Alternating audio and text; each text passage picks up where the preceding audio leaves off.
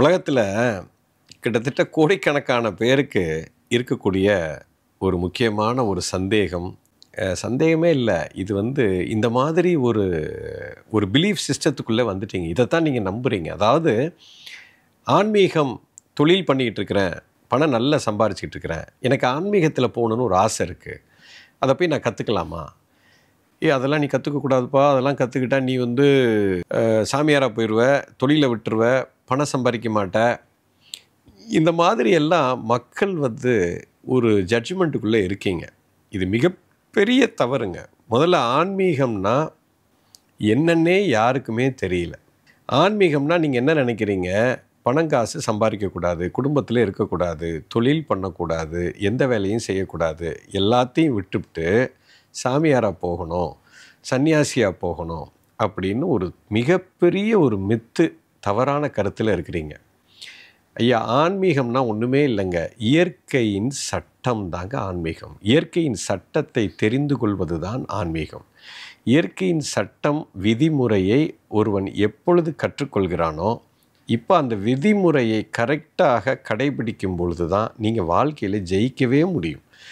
குறிப்பாக தொழில் பண்ணுறீங்கன்னா இந்த சட்டம்தான் உங்களை காப்பாற்றும். உதாரணத்துக்கு ஆன்மீகம்னா என்னென்னு நான் ஒரு டெஃபினிஷன் சொல்கிறேன்.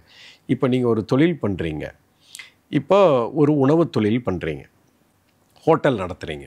இப்போ ஹோட்டல் நடத்தணுன்னா நான் ஒரு மாதத்துக்கு 5 லட்ச ரூபா லாபம் சம்பாதிக்கணும் அப்படின்னு ஒரு நோக்கத்தான். இதுதான் என்னோடய பிளான். மாதம் 5 லட்ச ரூபா நான் லாபம் எடுக்கணும் அப்படிங்கிற ஒரு நோக்கத்தை வச்சு நான் ஒரு ஹோட்டல் ஆரம்பிக்கிறேன் அப்படின்னு சொன்னால் நீங்கள் தோக்குறது உறுதி.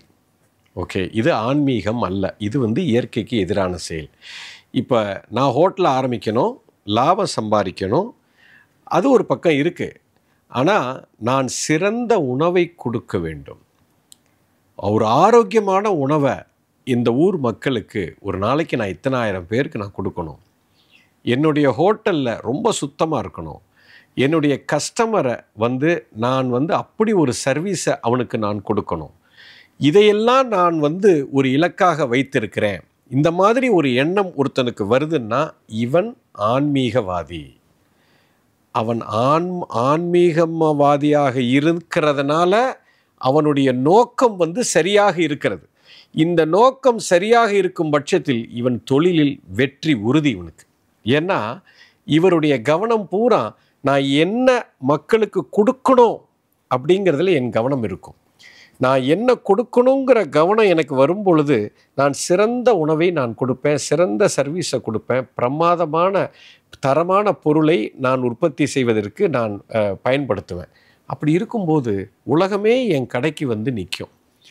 இந்த ஒரு புத்தி எனக்கு வரணும்னா இது ஆன்மீகவாதிக்கு மட்டுமே இது வரும். இதை நான் செய்யும் பொழுது எனக்கு பணம் கொட்டும். உலகமே என் கடையில் சாப்பிட்றதுக்கு வருவாங்க. நான் பணத்தை பற்றி கவலைப்பட வேண்டியதில்லை. You understand? இதைத்தான் கடமையை செய், பலனை எதிர்பார்க்காதேன்னு கிருஷ்ணர் சொல்கிறார். உன் கடமை என்ன? உன்னுடைய நோக்கம் என்ன? உணவு வழங்குவது. அதை மட்டும் நீ பாரு. அதோட பலன் பணத்தை எதிர்பார்க்காத, அது தானாக வரும். இதுக்கு பேர் தான் ஆன்மீகம். இது ஒரு தொழிலை செய்பவனுக்கு இந்த புத்தி இருக்கணும். அதை செயல்பாட்டுக்கு கொண்டு வந்தால்தான் அவன் ஜெயிக்கவே முடியும். You understand? இது மாதிரி ஒரு 1000 விதிகள் இருக்கிறது. இப்போது இன்னொருத்தருக்கு பணம் கிடைக்கிறது. இப்போ என்னுடைய நண்பனும் நானும் ஒரே தொழில் பண்ணுறோம்.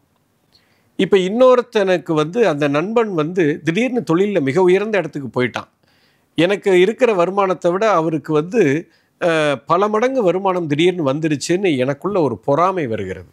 இந்த பொறாமை எனக்குள்ள வந்துருச்சு அப்படின்னா எனக்கு செல்வம் வராது. இது இயற்கையோட ஒரு சட்டம். இதை புரிந்து கொண்டவன் தான் ஆன்மீகவாதி. இப்போ என் கூட இருக்கிற ஒரு பங்காளியோ இல்லை என் கூட இருக்கிற சக தொழில் செய்யக்கூடிய ஒரு நண்பனோ அவன் வாழ்க்கையில் மிக உயர்ந்த இடத்துக்கு வளர்ந்துட்டான் அப்படின்னு அதை நினைத்து நான் சந்தோஷப்பட்டால் எனக்கு செல்வம் தடையில்லாமல் வரும். இந்த உண்மை புரிந்தவன் தான் ஆன்மீகவாதி. இதுக்கு பேர் தான் ஸ்பிரிச்சுவாலிட்டின்னு பேர். ஏன்னு சொன்னால் இயற்கையில் அந்த உயிர் வேற, நான் உயிர் வேற இல்லை. இயற்கை எப்படி பார்க்கும்னா, இப்போ ஒருத்தனுக்கு பணம் நிறைய கிடைக்குது, அதை நினச்சி நான் சந்தோஷப்படுறேன்னா, எனக்கு இந்த பிரபஞ்சமோ அந்த கடவுள் வந்து பார்க்குறாரு, ஓ இவனுக்கு செல்வம் வந்தால் இவன் சந்தோஷம் அடைகிறானா, அப்போ இவனுக்கு நிறைய செல்வத்தை கொடுடா அப்படின்னு சொல்லி அவனுக்கு கொடுக்கும். இப்போ செல்வம் வர்றதை எனக்கு வருத்தமாக இருக்குது, பொறாமையாக இருக்குது அப்படின்னா, கடவுள் அந்த சக்தி என்ன நினச்சிக்கும், இவனுக்கு செல்வம் வந்தாலும் இவனுக்கு வருத்தப்படுவான், இவனுக்கு பொறாமை வரும், ஸோ அவனுக்கு கொடுக்காதேன்னு சொல்லும். இந்த உண்மையை ஒருத்தன் புரிந்து கொள்கிறான் என்றால் அவன்தான் ஆன்மீகவாதி. You understand? இப்போது இது எல்லாமே ஆன்மீகம் சம்பந்தப்பட்ட விஷயம். இதுக்கு பேர் தான் ஸ்பிரிச்சுவாலிட்டின்னு பேர். இது மாதிரி நான் சொல்லிக்கொண்டே போகலாம். இப்போ நான் ஒரு சர்வீஸ் பண்ணுறேன், நான் ஒரு ப்ராடக்ட் விற்கிறேன் அல்லது ஒரு சர்வீஸ் இண்டஸ்ட்ரியில் இருக்கேன். இப்போ நான் கொடுக்குற சர்வீஸு ஏதோ ஒரு சர்வீஸு, இப்போ நான் ஒரு காரில் ஒரு கேபு கம்பெனி வச்சு நடத்துகிறேன், இல்லை ஒரு வீடு கட்டி விற்கிறேன், அல்லது ஒரு ஹாஸ்பிட்டாலிட்டி இண்டஸ்ட்ரியில் நான் ஒரு சர்வீஸ் கொடுக்குறேன். நான் என்ன சர்வீஸு கொடுக்குறனோ, நான் அதுக்காக வாங்கக்கூடிய பணம், ஒரு அந்த சர்வீஸ்க்கு உண்டான ஊதியம், நான் என்ன ஊதியம் வாங்குறனோ அதுக்கு பலனாக அந்த ஊதியத்துக்கு ஈக்குவலான சர்வீஸ் இல்லாமல் 4 மடங்கு சர்வீஸ் நான் அதிகமாக கொடுக்குறேன். அதோட நான் கொடுக்கக்கூடிய வேல்யூ வந்து விலை மதிக்க முடியாத வேல்யூ. நான் இப்போ ஒருத்தருக்கு 1000 ரூபாய் சார்ஜ் பண்ணுறேன்னா, அவங்களுக்கு 5000 ரூபாய்க்கு நான் சர்வீஸ் கொடுக்குறேன். என்னோடய சர்வீஸ் அவ்வளோ தரமாக இருந்துச்சுன்னா நான் தோக்கவே மாட்டேங்க. என்னை தேடி கஸ்டமர் வந்துக்கிட்டே இருப்பாங்க.